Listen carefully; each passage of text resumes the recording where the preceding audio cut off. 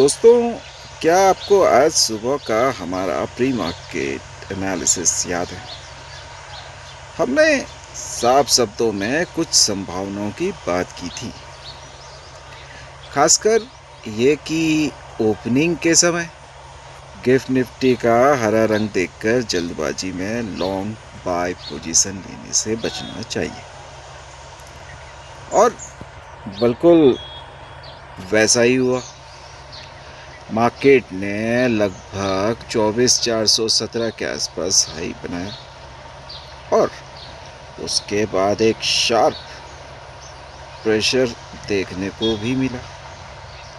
साथ ही 24,200 और 24,250 के जिस सपोर्ट जोन की हमने चर्चा की थी, मार्केट ने उसी जोन के आसपास लो बनाकर एक तेज रिकवरी भी दिखाई। अब सवाल ये है, दिन के दौरान आई इस रिकवरी के बाद कल नेक्स्ट सेशन के लिए स्मार्ट मनी का अप्रोच क्या हो सकता है? चलिए इस डेटा और लॉजिक के साथ डिटेल्स में समझते हैं। नमस्कार दोस्तों, स्वागत है आपका आपके अपने चैनल निफ्टी 50 क्विक अपडेट पर। मैं हूं आपका ट्रेडिंग दोस्त संदीप नेगी।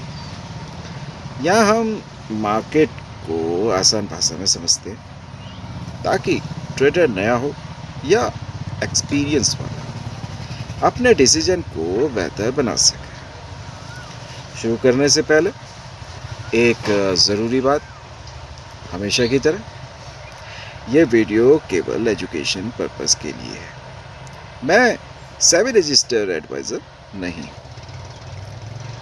किसी भी इन्वेस्टमेंट या ट्रेडिंग डिसीजन से पहले अपनी रिसर्च जरूर करें और जो अपनी रिसर्च होती है वो सबसे ज़्यादा अच्छी होती है। तो चलिए शुरू करते हैं आज का क्लोजिंग मार्केट एनालिसिस। दोस्तों, आज का दिन मार्केट ने जो रिकवरी दिखाई वो संभावित शांति समझौते की खबरों पर थी, लेकिन अब ग्लोबल न्यूज़ फ्लो में एक बड़ा बदलाव आ रहा है। रॉयटर्स की लेटेस्ट रिपोर्ट के अनुसार अमेरिका द्वारा एक ईरानी कार्गो शिप सीज करने के बाद ईरान ने शांति वार्ता से कदम पीछे खींचने के संकेत दिए। स्टेट ऑफ हॉर्मुज में दोबारा रुकावटों की खबरें आ रही है। इस नई अपडेट के कारण ग्लोबल मार्केट का डर दोबारा बढ़ता हुआ दिख सकता है। अब ग्लोबल स्टॉक मार्केट अपडेट अभी क्या चल रही है? इस नई टेंशन का असर लाइव ग्लोबल मार्केट में साफ दिखने भी लगा है। डाउ जोन्स फ्यूचर्स लगभग 300 पॉइंट माइनस इसे समझ सकते हैं 0.61% और नैस्डैक फ्यूचर भी 0.52% की गिरावट के साथ ट्रेड कर रहे हैं। जब मैंने डेटा चेक किया था, अब 19-20 थोड़ा ऊपर नीचे हो गया होगा, बाकी यही था।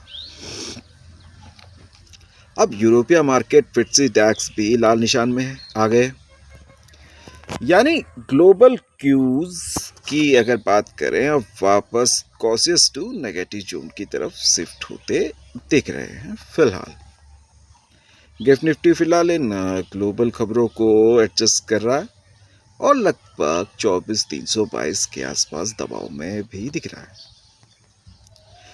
यह नेक्स्ट सेशन के लिए एक फ्लैट या माइल्ड कैप डाउन ओपनिंग की संभावना दिखा सकता है, लेकिन फाइनल डायरेक्शन सुबह के सेंटीमेंट पर ही निर्भर करेगा।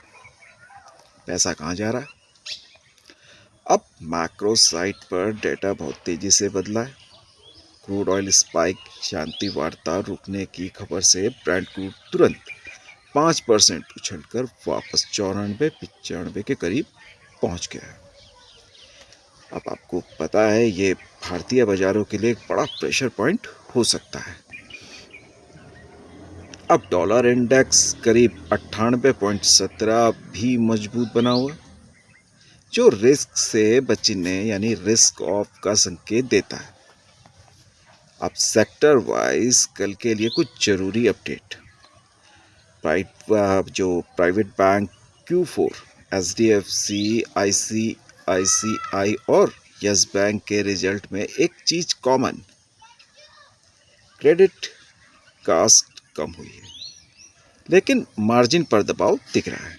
हालांकि आनंद राठी ने HDFC बैंक को 967 के टारगेट के साथ बाय रेटिंग दी है। बैंकिंग सेक्टर कल बाजार को बैलेंस करने की कोशिश कर सकता है। अब प्रेशर वाले सेक्टर अगर देखें, क्रूड ऑयल महंगा होने से OMCS जैसे HPCL और पेंट सेक्टर में दबाव की संभावना बन सकती है। आज की क्लोजिंग निफ्टी 24,330, ये माइनर ही है। इसे अब वैसे कहें तो 0.09%। अब बैंक निफ्टी 56,551, ये भी कम है, 0.03%।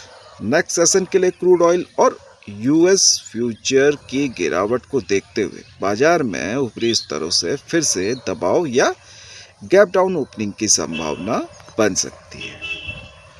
अब चार्ट के हिसाब से अगर लेवल्स की बात करें तो निफ्टी के लिए सपोर्ट जोन 24,200 माइनस 24,250, ये बहुत क्रिटिकल और टेस्टेड सपोर्ट है। आप रेजिस्टेंस देखें तो 24,450 माइनस 24,500, यहाँ तगड़ी कॉल राइटिंग हो सकती है। अब बैंक निफ्टी के लिए सपोर्ट जोन 56,000 माइनस 56,200, रेजिस्टेंस की बात करें तो 56,800 माइनस 57,000। ध्यान दें, लेवल्स तभी वैलिड हैं जब मार्केट उन्हें रिस्पेक्ट करे। एक्सपायरी फैक्टर भी बहुत जो है इम्पोर्टेंट रहेगा। ऊपरी लेवल्स पर कॉल राइटर की पोजीशन बनी हुई है। अगर ग्लोबल न्यूज़ के कारण बाजार गैप डाउन होता है तो सपोर्ट लेवल के आसपास ही नई शॉर्ट कवरिंग की संभावना बन सकती है। डेटा को ध्यान से समझे। FII और DII निचले स्तरों पर बाइंग इंटरेस्ट FII वर्सेस अगर DII देखें तो DII निचले स्तरों पर बाइंग इंटरेस्ट दिखा रहे हैं, लेकिन FII लगातार सेलिंग कर रहे हैं। अब विक्स देखें दोस्तों, आज का सबसे बड़ा अलर्ट है इंडिया विक्स, ये लगभग 10.5% उछलकर अब 19.01 पर आ गया। विक्स का इतना तेज उछाल साफ संकेत देता है कि बाजार में फियर और वॉलेटिलिटी, उतार चढ़ाव बहुत ज़्यादा रह सकती है। ऑप्शन के प्रीमियम काफ़ी तेज़ी से मूव करेंगे दोस्तों। अब अगर अवॉइड ट्रेडिंग जोन देखें नेक्स्ट सेशन के लिए तो जो निफ्टी 24,350 माइनस 24,450 का जोन काफ़ी चौपी अस्थिर रह सकता है, अस्थिर। ठीक है दोस्त, ये दिशा क्लियर ना होने पर ओवर ट्रेडिंग को अवॉइड करना बेहतर रणनीति हो सकती है। अब ओवरऑल सेंटीमेंट की बात करें अगर एजुकेशनल अप्रोच की तो ग्लोबल टेंशन और विक्स के बढ़ने से sentiment causes to silently bearish हो सकता है। बाय ऑन डिप का अप्रोच बहुत मजबूत सपोर्ट पर ही काम कर सकता है, लेकिन रेजिस्टेंस पर सेलिंग प्रेशर आने की भी पूरी संभावना है। इसीलिए वन साइड बियास यानी एक तरफा सोच से बचना जरूरी है।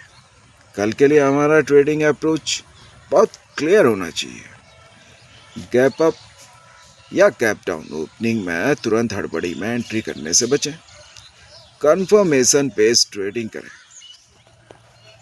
सपोर्ट या रेजिस्टेंस पर कैंडलस्टिक पैटर्न का इंतजार करें। बैंक निफ्टी को डायरेक्शन इंडिकेटर की तरह ऑब्जर्व जरूर करें। और सबसे ज़रूरी नियम, हमेशा स्ट्रिक्ट जो स्टॉप लॉस है उसी के साथ ट्रेड करें। मार्केट से लड़ने की कोशिश न करें। जब विक्स 19 के पार हो तो मार्केट बहुत बड़ा स्पाइक दे सकता है। अब पेशेंस यानी धैर्य और डिसिप्लिन ही आपका सबसे बड़ा एज है। कैपिटल प्रोटेक्शन ऐसे खराब ग्लोबल सेंटीमेंट में आपका पहला लक्ष्य प्रॉफिट बनाना नहीं, बल्कि अपने जो मेहनत की कैपिटल को सेव करना होना चाहिए। तो दोस्तों, अगर आपको ये डिटेल और सिंपल एनालिसिस हेल्पफुल लगा हो तो वीडियो को वैल्यू ज़रूर दीजिएगा। वीडियो को लाइक करें, चैनल को सब्सक्राइब करें और हाँ दोस्तों, बेल आइकन दबाना बिल्कुल ना भूलें, क्योंकि मैं अपने चैनल पे प्री मार्केट, क्लोजिंग मार्केट और कोई ज़रूरी अपडेट होती है तो डेली अपने चैनल पे वो मैं देता रहता हूँ। ठीक है दोस्तों, अब जो है मिलते हैं कल प्री मार्केट वीडियो के साथ। तब तक के लिए जय हिंद, धन्यवाद।